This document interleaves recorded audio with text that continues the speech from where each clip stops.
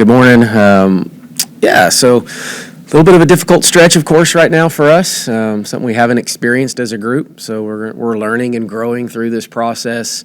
Was disappointed for sure in the Oklahoma State game. Just thought we didn't have our normal punch, and kind of juice is a word we use a little bit. Just thought there was moments where maybe it was about to come through, and then just didn't quite have it. I thought we regrouped mentally from the disappointing loss, tough loss with Baylor.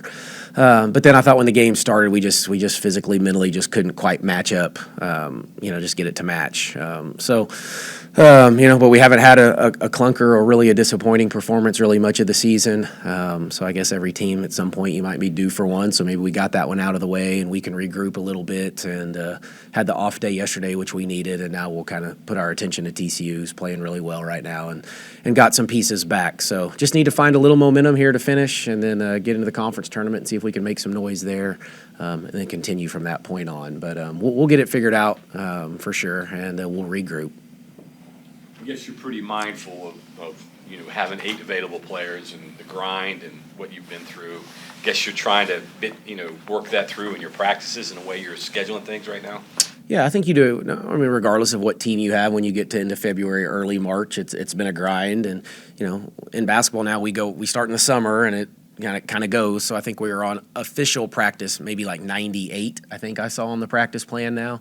And that doesn't even count the preseason in the summer. So we've been going at this a while. Yeah, we're very cognizant of it. Try to take care of their bodies. You limit reps. Obviously, practice time gets reduced this time of year. And, we even have some days that are more like the mental days where you're trying to help them mentally than the physical. And then you have a couple days where you want to keep rhythm and, keep the physical going.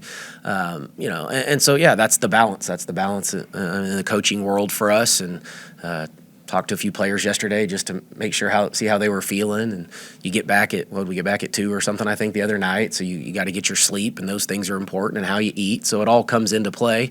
And I think we're doing okay, though. I don't think we're in a bad spot from a physical standpoint.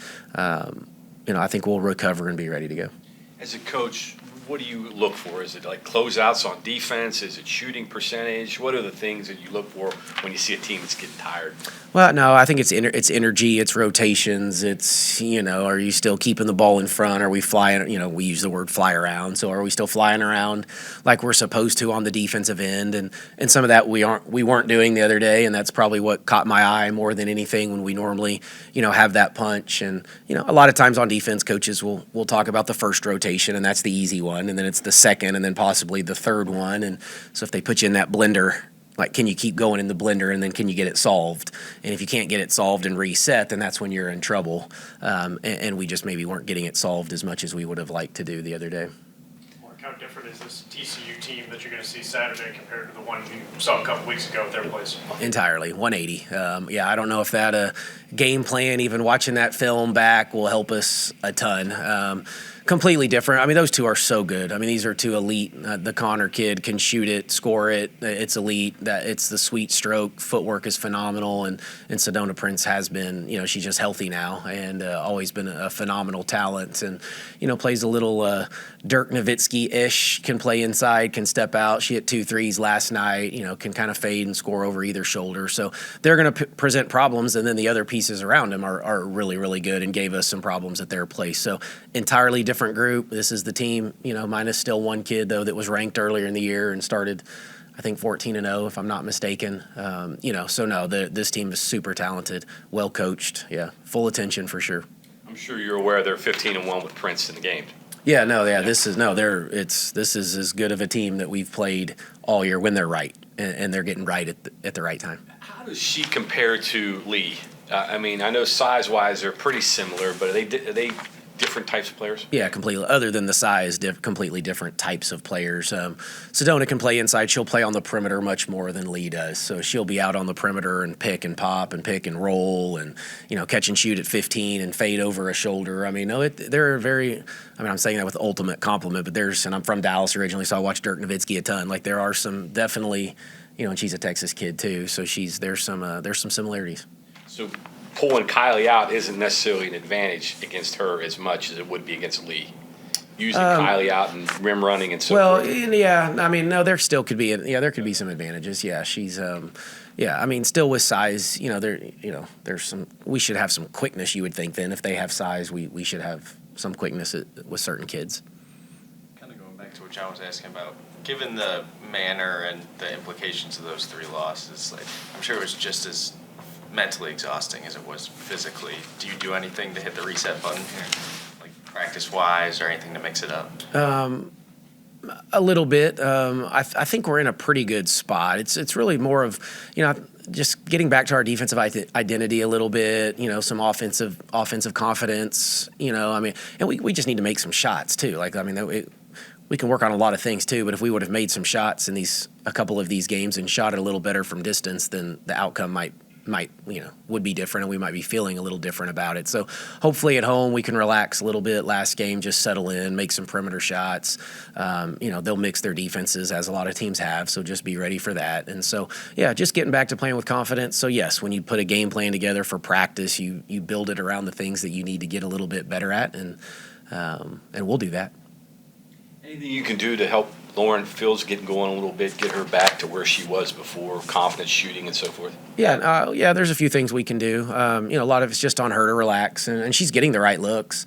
But at the same time, challenge her that she's more than just a 3-point shooter. I think sometimes she settles for that at times when she doesn't necessarily have to. So, yeah, challenging her to find different ways to score, and, getting to the rim and get to the free throw line, get out in the open floor and get some layups, and then see if the 3 ball falls. But to her credit, she will continue to shoot, and she's a confident kid in it. Even if she's 1 for 8, she'll still believe 100%. I think that next one's going to go in. So, yeah, just getting her to find the rhythm, but that would certainly help. It's, we've talked a lot this year about getting that 3rd and 4th score. So the 2 have been there for most nights, and now we've got to find 3 and 4.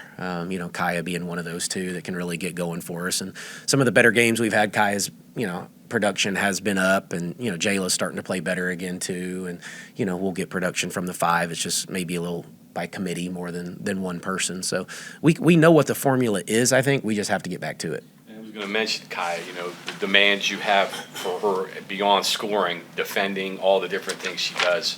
Is that another one you just kind of just work through and get her through these things? Yeah, and I think she's had some nagging injury stuff too that's just kind of, I think, hampered her a little bit here, but I think she's on the good end, the positive end of that now. So that should probably help her relax just a little bit. But yeah, we've asked her to do a lot and use the glue term, with her a ton. But yeah, our better games has been when Kaya's production, on the offensive end is double figures, and then, same effort, she'll get 8 to 10 rebounds. And so that can be the 3rd or 4th scorer for sure. Lauren can be that. Jayla can be that. A post player can be that. So we know what it looks like. We just got to get back to it.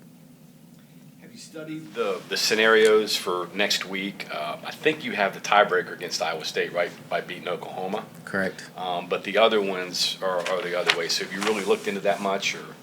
A little bit. The Iowa State got a big win last night at K-State, so that helps tremendously. So yeah, I mean, there's going to be some tiebreakers. Obviously, with a Baylor, we're going to lose. We'll lose that one. A K-State tie, we lose that one. If we get into the 3-team, 4-team, and those teams are in it, then that's probably not necessarily good for us.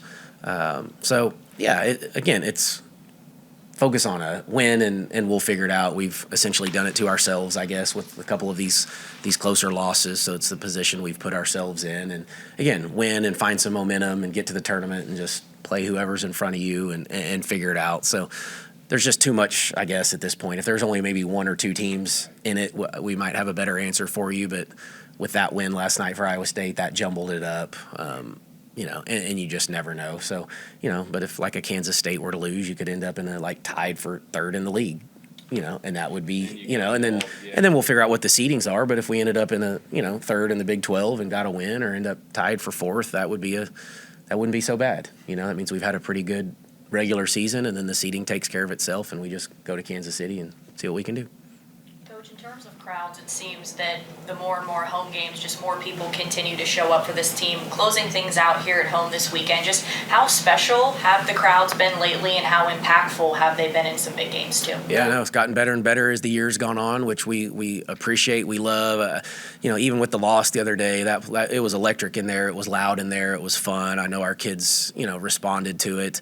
And so we just need to continue it. And so hopefully we can on Saturday. I know it's a doubleheader, right? So it's a little bit earlier tip for us. But yeah, we would love the continued support. Our kids I think have earned the right and hopefully represent everybody the right way in this state and the program. So I think it's just the beginning, but man, that was fun the other day, and we would love to kind of duplicate that if we can on Saturday. Jayla's career was kind of like transfer portal-esque before the transfer portal. She's had 4 coaches in 5 years. I know this is your first year coaching her, but just being around her, what has she brought to the table? She seemed really vocal against Oklahoma State. Yeah, no, she was. Jayla's, I've said this from the beginning, a lot of our toughness and our identity needs to be wrapped up into her. She had that little stretch where I thought she struggled a little bit this year for a couple weeks, but outside of that has been really, really strong. And I think she's now playing better than she's played all year, shooting it with more confidence defensively. Minutes are going up, and she's earned that right. So, I just think she represents a lot of what, Mountaineer women's basketball is about, has been about, and will continue to be about. So, yeah, just really proud of her sticking through this, and fighting through it in a year we've asked her to take on a different role. So I think that says a lot about her character and who she is. On that note, I think the last time we talked about Jayla extensively was a lot about that new role she was taking on. Now here, towards the end of the regular season, how do you feel that went, if it was an experiment or maybe something more natural for you? Yeah, no. Well, I think every year as a coach you have those conversations. They're not all going to start, and somebody's going to have to come off the bench, and at times it's somebody that maybe has done that previously. But no, she's handled it with flying colors. I couldn't have asked for anything more from Jayla from that standpoint. No, she handled it with true class and, bought in, and it's all about the team, and she just wants to go out with a bang and see if we can't do something special here late. So, no, credit to her. Yeah, she's been great. Thanks, everyone. Good. Okay, thanks, everyone.